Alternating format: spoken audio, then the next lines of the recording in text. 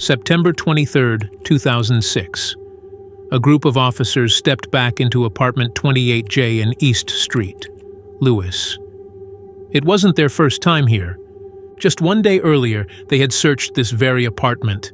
They were looking for 3 missing children, Jimella Tunstall's kids.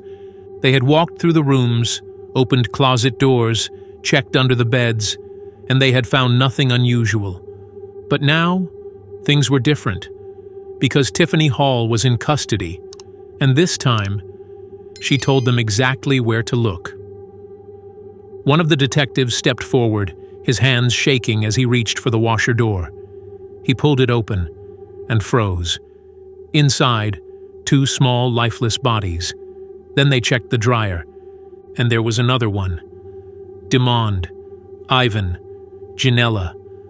They had been here the entire time, hidden in plain sight. And the officers? They had walked right past them the day before. But how? How did it come to this? How did a woman Jimella had trusted, a woman she had called her best friend, become the one who took everything from her? What could drive someone to commit an act so unthinkable? This is a story about betrayal, one so cruel, so calculated, it still haunts those who lived through it. And by the end of this, you'll be left asking yourself the same question everyone in East St. Louis did that day. What kind of person does this? But before we begin, I just want to take a moment to thank you, my incredible viewers and subscribers. Your likes, shares, and thoughtful comments don't just support this channel, they help keep these stories alive. If you're new here, welcome. Be sure to hit that subscribe button and become part of this growing community that believes every story deserves to be told, and no victim should ever be forgotten. Now let's get into it. Tiffany Hall and Jimella Tunstall had known each other for years. They weren't blood relatives, but to anyone who knew them, they might as well have been. They called each other sisters, 2 girls who had grown up side by side, trying to make sense of the world around them. But the world they came from? It wasn't easy to survive. This was East Street, Lewis, Illinois, a city where, as of 2021, approximately 31.6% of residents lived below the poverty line, a rate significantly higher than the national average. Despite these challenges, Jimella and Tiffany found solace in their enduring friendship, supporting each other through life's ups and downs. For as long as they could remember, they had leaned on each other. When things got tough, and they always did, they had each other's backs. Or at least, that's what Jimella thought. Because the girl she trusted most was about to become her worst nightmare. Jimella never had stability growing up. She was shuffled between foster homes, never staying in one place long enough to feel safe. But she never let it break her. At 16, she became a mother for the first time, giving birth to Demond Tunstall in 1999. A boy with his mother's smile, full of energy, always clinging to her side. And for Jimella, he was everything. She had 2 more children in the years that followed, Ivan in 2003 and Jimella in 2004. 3 kids, all depending on her, and she fought for them. When she lost custody of Demond for disciplining him with a belt, she didn't just accept it. She took parenting classes, did everything the system asked of her, and got him back. She worked hard, trying to build something better for them. She bought a car with her tax refund, not for herself, but so her kids could get where they needed to go. She enrolled in community college, determined to become a photographer, hoping one day she could turn her passion into a career. She wasn't perfect, but she was trying, and she was doing everything she could to create a future for her kids. And when you're young, struggling, and trying to hold it all together, you hold on to the people who make you feel safe. For Jimella, that person was Tiffany, and that decision cost her everything. Tiffany Hall's life had its ups and downs, though, if we're being honest, there were far more downs than ups. And it always had been. She had grown up in a strict household, but rules never really worked on her. She pushed boundaries, tested limits, and at 14 years old, she did something no one could ignore. She set the family kitchen on fire. No one knew why. Her mother, Beverly Cruz, later told reporters that Tiffany had always been a handful. But what happened next set the tone for everything that followed. Tiffany didn't stop at rebelling against her mother. She started getting into fights, getting into trouble with the law. By the time she was a teenager, she had a criminal record and a reputation as someone who did what she wanted, when she wanted, and didn't care about the consequences. At 16, she became a mother herself. And that's when everything took a dark turn. Because just like Jimella, Tiffany had 2 daughters. But unlike Jimella, she lost custody of them. And in 1999, authorities took her 2-month-old baby away after witnesses reported seeing Tiffany holding the child limp in her arms, lifeless like a rag doll. The baby had suffered brain damage, injuries so severe that even years later she couldn't speak properly and still wore diapers at 7 years old. By all accounts, Tiffany had hurt her own child, and yet, no charges were ever filed. However, in 2002, she got her daughters back, despite everything that had happened, and instead of turning her life around, she got into trouble again. This time for credit card fraud. Despite everything, Tiffany and Jimella remained close. Jimella saw the best in her. She trusted her. Even when others warned her that Tiffany was trouble, Jimella brushed it off. She let Tiffany babysit her kids. She invited her into her home. She shared her secrets, her struggles, her fears. And most of all, she believed Tiffany was her friend. September 15, 2006, Jimella Tunstall was 7 months pregnant, counting down the weeks until she would finally meet her baby girl. She was tired, a little overwhelmed, but mostly, she was excited. Life hadn't been easy, but she had fought through the hard times, determined to create something better for her children. That afternoon, she stopped by Tiffany Hall's house, just like she had many times before. They had known each other for years, best friends, sisters in everything but blood. And that day, it seemed like any other. The two sat inside Tiffany's mother's home, talking, laughing, sharing stories the way they always did. Jimella had no reason to be afraid. However, for months, Tiffany had been carrying around a secret, one that was getting harder and harder to hide. Her boyfriend, Keith Horn, a Navy officer, believed she was pregnant. But she wasn't, and she never had been. It started as a small deception, a way to keep Keith close while he was away. A lie she told to make sure he kept checking in, kept calling, kept caring. But the weeks turned into months, and soon she had backed herself into a corner she couldn't escape. Keith was coming home soon, and he was expecting a baby. Tiffany knew she had to do something, and she had a plan. Jimella was 7 months pregnant. Jimella trusted her. Jimella would never see it coming. At some point that evening, the conversation shifted. Maybe Tiffany asked about the baby. Maybe she smiled, placed her hands on Jimella's belly, pretended to share in her excitement. Or maybe there was no warning at all, because when it happened fast. Tiffany grabbed a table leg, heavy and solid, and swung it with full force. The wood cracked against Jimella's skull. She barely had time to react. A second blow came just as hard as the first, and then she was down and motionless.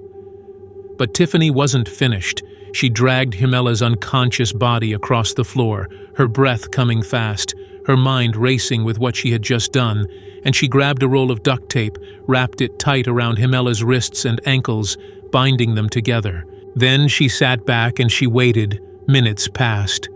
Then Jimella stirred. She blinked, groggy, confused. Then realized she couldn't move. Panic set in. She struggled against the restraints, her breath coming faster, her eyes darting around the room. She tried to scream. Tiffany grabbed another strip of tape and pressed it over her mouth, silencing her. This was happening. It was really happening. Jimella, helpless, bound, terrified, was looking up at the woman she had called her best friend, and she saw something she had never seen before. Tiffany wasn't panicking. She wasn't hesitating. She was calm, focused, determined, because this wasn't a mistake. This wasn't something that had spiraled out of control. This was planned. And Jimella, she was never meant to leave this house alive. Tiffany left Jimella on the floor, bound and unable to fight back. She disappeared into another room for a few moments, maybe to steady herself, maybe to gather the tools she needed. When she came back, she was holding a pair of scissors, sharp, cold, unforgiving, and then she knelt down. And she did what no one thought a human being was capable of doing. She cut Jimella while she was still alive. But Tiffany didn't stop. She didn't hesitate. She had decided that this baby belonged to her, and she was going to take it. Jimella bled out, helpless and bound, in the middle of Tiffany's mother's house. And when it was over, when the life had finally drained out of the woman who had trusted her, Tiffany took the baby from her womb. She wrapped it in a blanket, and just like that, Jimella Tunstall was gone. But Tiffany's lie had only just begun, because now she had to convince the world that this was her baby. And if that meant more lies, more deception, maybe even more death, she was ready for it. Then Tiffany Hall stepped through the emergency room doors, cradling a newborn in her arms. Her face was tight, her movements deliberate. To anyone watching, she looked like a mother in grief, someone who had just endured the unimaginable. She told the hospital staff the story she had rehearsed in her mind over and over again. She said she had gone into labor unexpectedly, alone in Frank Holton State Park. She said the baby had been stillborn. But here's where things got strange, because the moment they asked to examine her, she refused. No postpartum bleeding, no physical signs of labor. Something was off. The doctors knew it. The nurses knew it. But no one could prove anything, at least not yet. So they took the baby, wrapped her gently, and sent her for an autopsy. And what they found? Nothing. No signs of trauma, no injuries, no medical explanation for why this baby wasn't alive. It was like the baby had simply stopped existing. And Tiffany? She walked out of that hospital as if none of it had ever happened, but she wasn't done yet, because now she had a funeral to plan. 6 days later, inside a small funeral home, Tiffany Hall stood in front of a tiny casket. She had named the baby Taylor Horn, a name meant to match her boyfriend, Keith Horn, and Keith had flown home from the Navy just for this because he believed this was his child, the baby he had been waiting for. But from the moment he arrived, something felt off. First, Tiffany showed up 2 hours late, a mother grieving the loss of her newborn. But she couldn't even be on time for the funeral. Then, there was the way she acted. No tears, no breaking down. She wasn't mourning, and she wasn't even pretending to. And for Keith, none of it made sense. He had seen women lose their babies before. He had seen the pain, the devastation, the heartbreak. But Tiffany? She stood there like she was waiting for something else to happen. Then, just before the service started, she leaned in close to him, close enough that no one else could hear. And she whispered, "I killed a woman, and cut the baby out of her." Keith froze. He wasn't sure if he had heard her correctly, and for a second, his mind refused to process it. This wasn't just some sick joke. Tiffany wasn't drunk, and neither was she confused. She had just admitted to murder. And now he was trapped in the middle of something he wanted no part of. Keith Horn wasted no time. The moment Tiffany leaned in at that funeral and whispered the truth, the moment she admitted to killing Jimella and taking her baby, he knew exactly what he had to do. He walked out, pulled out his phone, and called 911. And once that call went through, there was no turning back, because within hours, officers were searching for Jimella Tunstall, and before the night was over, they found her. Jimella's body was located in a vacant lot near 9th Street and Gross Avenue in East St. Louis. The scene was grim. She had been left there for days, abandoned like she didn't matter. But she did matter, and now she had finally been found. Investigators pieced together the brutal timeline, realizing just how much deception had played into this crime. Tiffany had been attending events, hosting a funeral, smiling in people's faces, all while knowing Jimella's body was rotting in an empty lot just blocks away from her home. But that wasn't the worst part, because something was still very wrong. Jimella had been 7 months pregnant, but everyone knew that part of the story by now. But the moment investigators realized the children were missing, the case shifted from a murder investigation to an all-out emergency search effort. They had no idea if Demond, Ivan, and Janella were hiding, kidnapped, or worse. And when it comes to missing children, every second counts. So they moved fast. By Friday morning, a full-scale search operation was underway. Police combed through parks, streets, abandoned homes, anywhere a person could hide 3 small children. They checked Frank Holton State Park, where Tiffany had claimed she gave birth.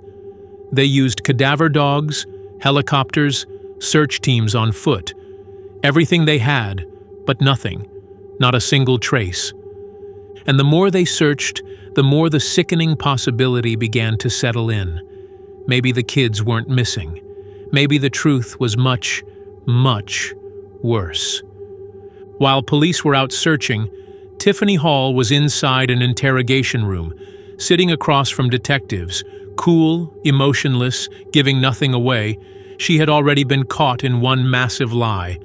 But she wasn't breaking, not yet. And investigators weren't wasting time playing games. They asked her directly, "Where are the children?" No response, so they pressed harder. "What did you do to them?" Nothing. But Tiffany had always been good at lying. She had been able to convince an entire hospital that she had given birth to a stillborn baby. She had been able to sit through a funeral for that same baby without breaking down, without slipping up. So, for hours, she held her ground, pretending she didn't know what had happened to Jimella's kids. But she wasn't fooling anyone. The evidence against her was piling up, and she knew it. And eventually, whether it was the pressure, the exhaustion, or just her own ego, Tiffany finally did what investigators had been waiting for. She talked. She told them exactly where to look. And when officers arrived at that location, what they found was beyond anything they had imagined. Because the truth, the real, horrifying truth, had been sitting right in front of them the entire time. They just hadn't seen it yet. It was September 23rd, 2006.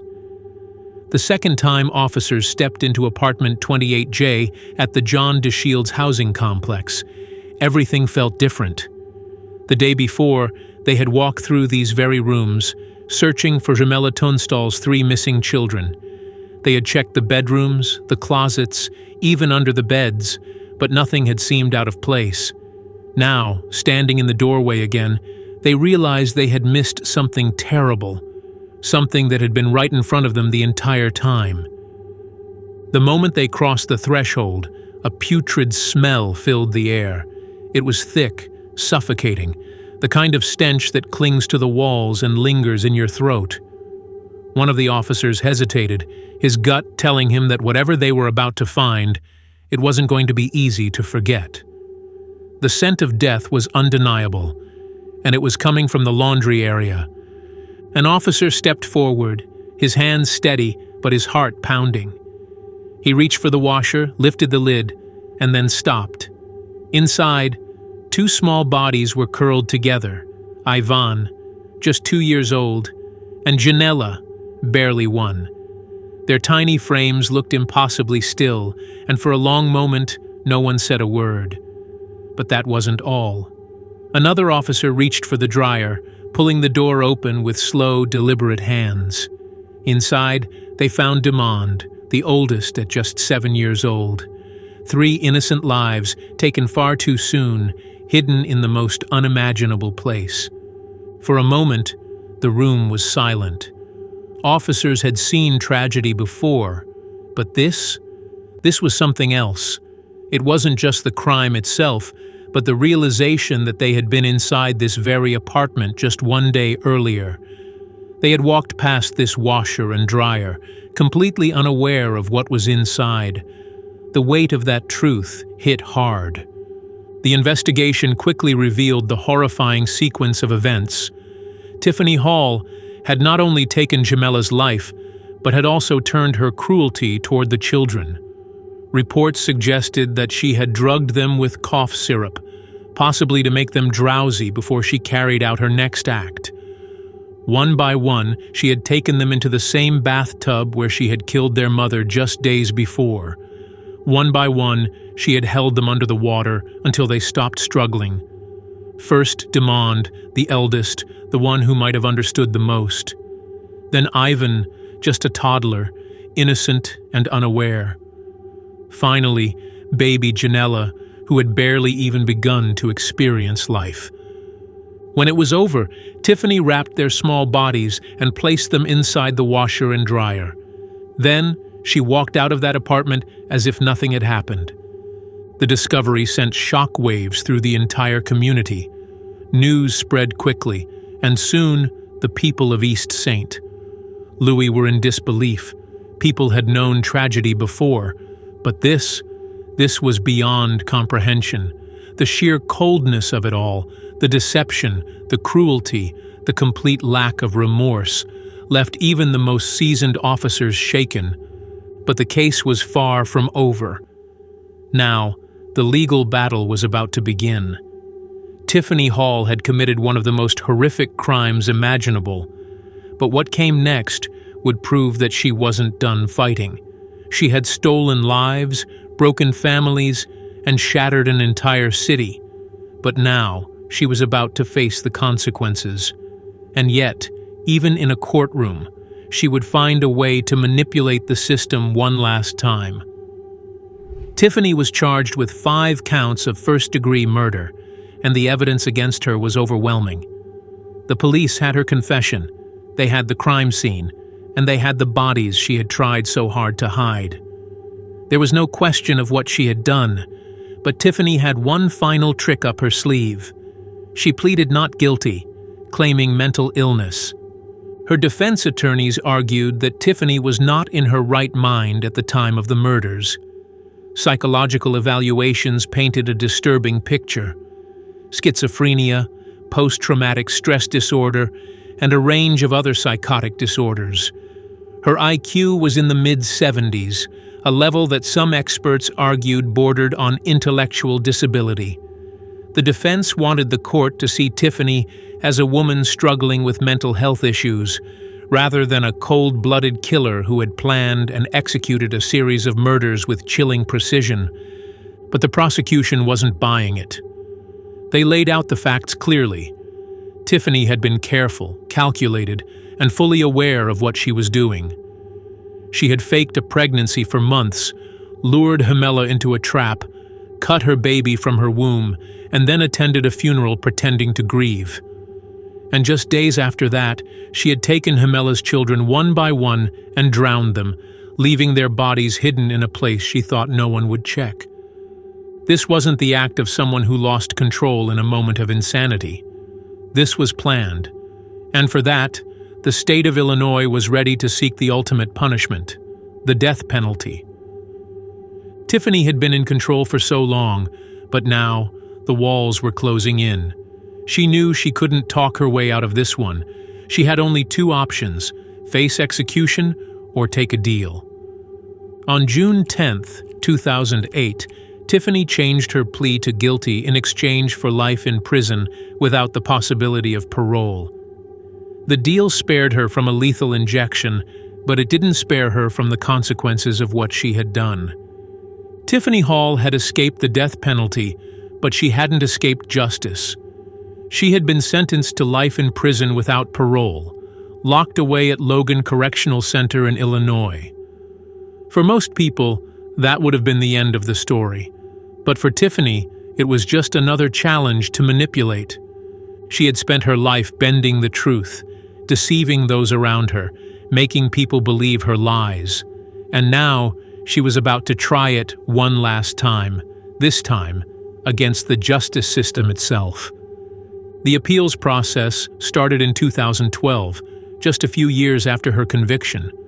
She filed multiple petitions claiming that her guilty plea had been coerced and that her legal representation had failed her.